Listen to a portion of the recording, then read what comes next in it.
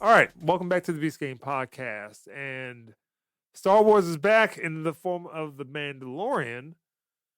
We're going to go to our resident Mandalorian person that just told me yesterday.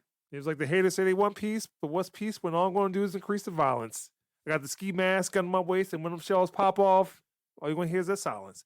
Big Mike, how'd you feel about the Mandalorian? No, I was gonna say I liked the first episode, and I specifically liked it because to me the episode was extremely simple. Yeah, because it starts off with basically it being an initiation into the Mandalorian society. Then it then turns into Din Djarin just totally destroying some monster. Go ahead. First thought I thought it was like a flashback scene. Yeah, where he was joining Mandalore, and then realized, oh no, this is like present day sort of thing. It was cool to see ceremony and then see all the different Mandalorians out there. I guess a gigantic crocodile shows up, and I'm like, okay, kind of typical Star Wars, some kind of monster people got to deal with. And then John comes in, they all struggling, and 2 shots kills that joint. Like it's nothing. And then lands, cockpit opens up, Grogu pops up looking like, what up though? Very simple stuff, but one, it's entertaining, it works, and it very much feels like Star Wars. And even from there, just the whole flow of the show, him going back to Navarro, Grief Karga showing back up, even showing where he's gone to now, even the whole fight scene with them and the pirates. I thought that whole scene was cool. and also directed by Rick Famuyiwa. And then essentially from there, it's another Star Wars only. Get in space, power dude's like, yo, you ain't just gonna roll out, and it turns to a space chase. But again, still very entertaining. Goes to an asteroid field, and then that whole scene, the way it played out, I was geeking. So I'm like, this dude is hiding out behind asteroids and taking these dudes out one by one. Like, yo, this shit is entertaining as hell. And then even the ending, just to go see Bo-Katan, you see the status of what she's doing and what's going on with that, and kind of seeing where things are about to go. And I'm like, okay, you didn't give a whole lot, but you set up enough to where we can see where the season's gonna go the rest of the way. Because we passed all the nonsense at this point. We know what the whole point of this because because of Boba Fett and you threw in the Mandalorian episode, kind of already know where things are going. So, like I said, to me, the episode was real simple, just a lot of just standard Star Wars episodes. But I think, like we said before, it very much feels like Star Wars. It doesn't feel disjointed to me. It feels really well done. Favreau recently said in an interview he doesn't really have an end in place for it. Character keep going forward, and I'm sitting here kind of like, I hope it still goes forward. Like I don't need the end because it's one of the best things Disney Plus got going easily. Yeah, so it looks like Rick Famuyiwa directs 2 more episodes. Pretty much everything is written by Favreau and Filoni. BB even told me about the Easter egg they had in this episode tied back to Rebels, which she was like, yeah, that basically lets you know like they're going to get to the Ezra and Thrawn stuff and all that in the future. Pretty cool. So it seems like Favreau and Filoni are weaving everything together like they want to. And hopefully Kennedy stays out of the way. Hopefully she's gone in July like they keep saying it's supposed to be. I think at this point they're just saying that to keep the grumbling and the internet down and stuff. They use the metrics that they get from YouTube and from Twitter and Instagram and everything, sell to the boards and stuff who don't really give a fuck. They just looking at the dollar signs and spreadsheet reports. Every time she says that, or they mention that she's not involved in something or she's not touching it or whatever, it quiets extraneous noise so that they can work through stuff. It's not working. I haven't even finished Boba Fett. I'm fully prepared like it's going to be there until the end of time, until she drops dead and shit. I mean, I think they are likely waiting for that Indiana Jones movie to come out. Yep. Now I'm going to step aside because that was one of the original LucasArts films. I've completed my journey at this point. There's nothing else to prove. I've left Star Wars in a good place. No, you didn't. But no, she's not left in a good place. Yeah, but I think that's probably what's going to happen. That Indiana Jones movie concerns me a lot. And like I mean, and again, like if you really look at LucasArts, there's really not too much else. What else are you going to revisit? They've completely eviscerated Willow. Train wreck, yo. I fucking love Willow, yo. I love that shit. And you're gonna revisit Labyrinth? I think didn't they do like a Howard the Duck thing like recently? They were talking about doing Howard. I think he was in one of the Guardians movies. He was in Guardians of the Galaxy. Yeah, in a post-credit scene. Yeah, I mean, there's really not much else at this point that wasn't Star Wars, Indiana Jones. Films didn't need anything. Their IPs made so much damn money and was so loved. I just want to sit back and look at like the train wreck that movie's gonna generate, because there is no goddamn way in hell. But Big Mike, what score would you give this episode of The Mandalorian? So this is the first one. I've seen it 4 times so far. Like I said, I was entertained as hell, and probably also because it's been so long since season 2. Watch this episode as much as possible to get me through the next Wednesday. Yeah, it's been almost 3 years actually.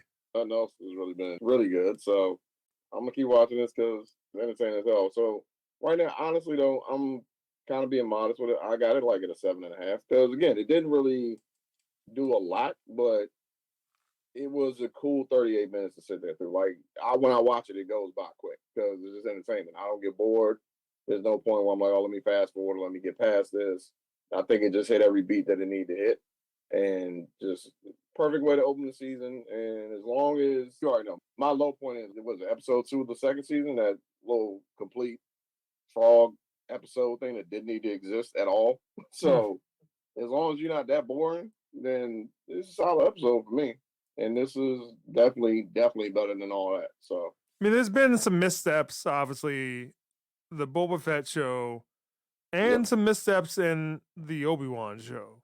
Bring that back into a big interest in Star Wars, and maybe we can gear up to do another movie. If it's a one-off movie or another trilogy, and hit hard, because that Boba Fett thing was disappointing. It started off okay, and then it just went, what are you doing? Why are you doing this? You destroyed and eviscerated a beloved character for what? Why are you bringing back stuff if all you're going to do is abuse it? The Obi-Wan thing was just inconsistent. There were things to like about it, but the arc of the villain in the show was just unnecessary. She couldn't act, and hope I don't ever see you again, but this needs to bring it all back. Because it worked. Like when they brought back Luke Skywalker, there was a whole bunch of interest in Star Wars at that point.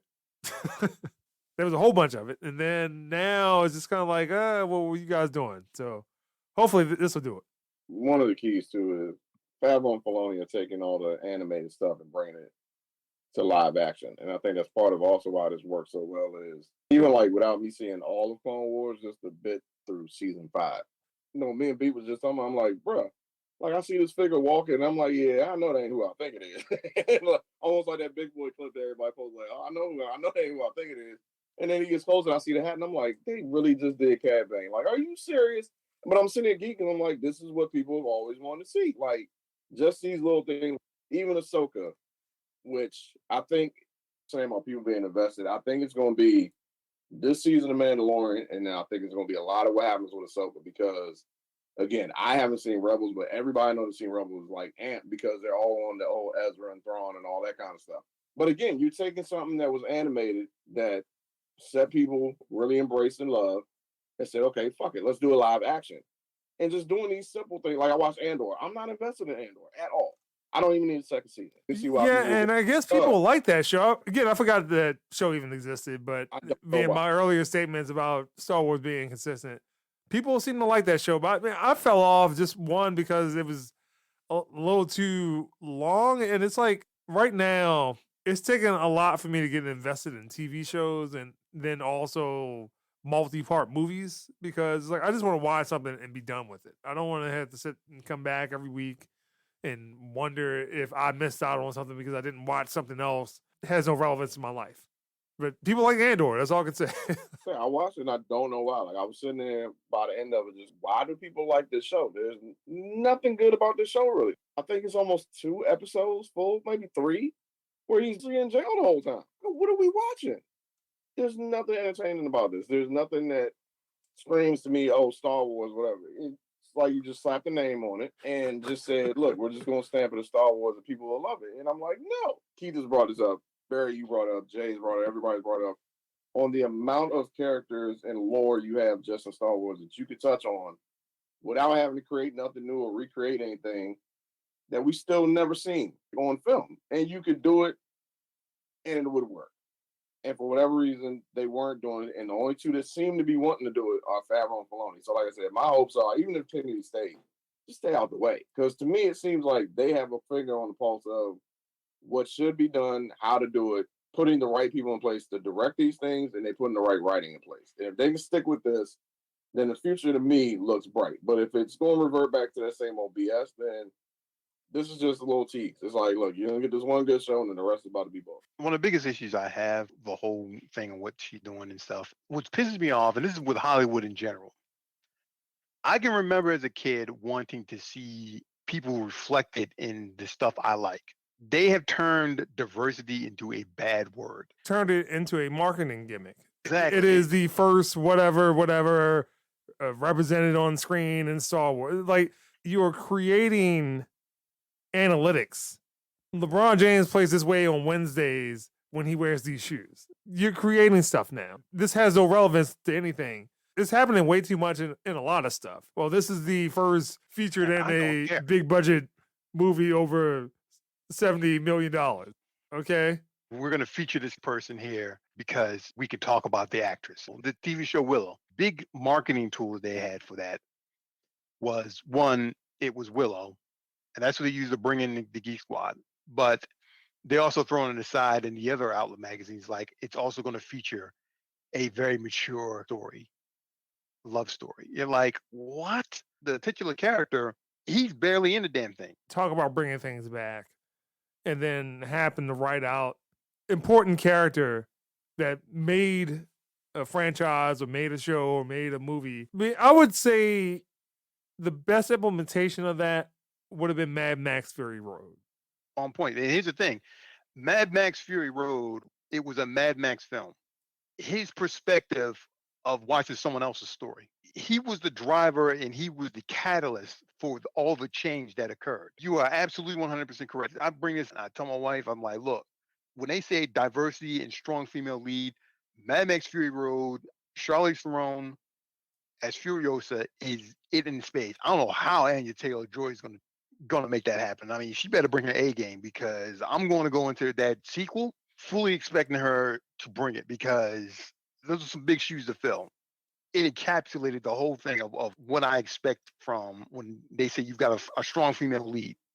That's in itself. She is a strong woman. She's not a female actress acting like a man. And that's why this Indiana Jones movie is going to be a damn train wreck. Despite the fact that the director is coming up and saying how no one knows what the hell they're talking about. This is very much an Indiana Jones movie. You're like, know it's not going to happen, because it's basically the bait and switch. When you see all the news articles, it's like, well, this is this person's journey. And like, it was supposed to be an Indiana Jones movie, but now you're trying to pull the wool over everybody's eyes and say, guess what? It's this person's story. And we were right all along. And everything was all about deflecting the fact that people figured it out. I mean, I'm not going to go see it. Probably check it out weeks after it gets released, but I'm not going to check it out day one. I have no interest in it. I looked at that trailer and I'm just like, geez Louise, they were absolutely correct. Like the time traveling gimmick, I don't know what the hell they think. Harrison Ford is just, I'm checking out, and you kind of know what's going to happen with that whole thing, because you've seen it before. You've seen what Disney has done with other. Well, I mean, first of all, there's no reason to bring back Indiana Jones. There's no purpose for that. Indiana Jones is a movie of its time. There's no reason to revisit that. They already kind of done something like that with Jungle Cruise. What? No, thank you. So there's no reason. Like, they already got something else. Also, that last Indiana Jones movie was trash. Yo. I still don't even understand why everybody hated it so much. Yo, it's about aliens, man. People saw the twist and they were like, Indiana Jones is about aliens. The fuck does that even mean? Movie's trash. But all right. So Big Mike's hype about the Mandalorian. Hopefully it'll revitalize Star Wars. Like, because again, Obi-Wan there was things to like about that show. There's a lot of things to like about it. It is a bait and switch. That's what Obi-Wan was. Obi-Wan, come out to play, yay! Like, that bait and switch. No, it was, man. Stop trying to like. It's like I was there at the Jedi Academy when you tried to kill me. Is that actress even doing anything else? Did her career just like kind of fizzle? She was in the Queen's Gambit, maybe? That might have been what people might have been talking about. Yeah, that's might have been what everybody's talking about. And she's in some movie coming out this year called All Dirt Roads Taste of Salt. update on whatever that chick's name is. I don't care about that. I just felt the racism. I'm like, okay. No, I mean, all that is really just outrage marketing. They're hoping that the controversy generates enough news articles to pull people into watching it and guilt you into watching it. That's what it is. It's outrage marketing. He's just making up words. This is archival philanthropy. Like the fuck. Punch in your face, yo. Star Wars is back in the form of the Mandalorian. Pew pew pew pew. Hey, no. Star Trek is down. Star Wars has to be out. Yeah, I mean, one of them has to survive at this point. We can't have it. Like, it's already a shit show in Star Trek land. Yeah, basically, Picard is going downhill fast. Yes. They're probably going to destroy Strange New Worlds after that. Like, oh god, we'll be still forced to watch reruns of Next Generation, Deep Space Nine, Voyager. Hey, that's not a bad thing. Like, give me some Enterprise. Like, I'll go watch that. I haven't seen that in a while, but all right, Beast Game.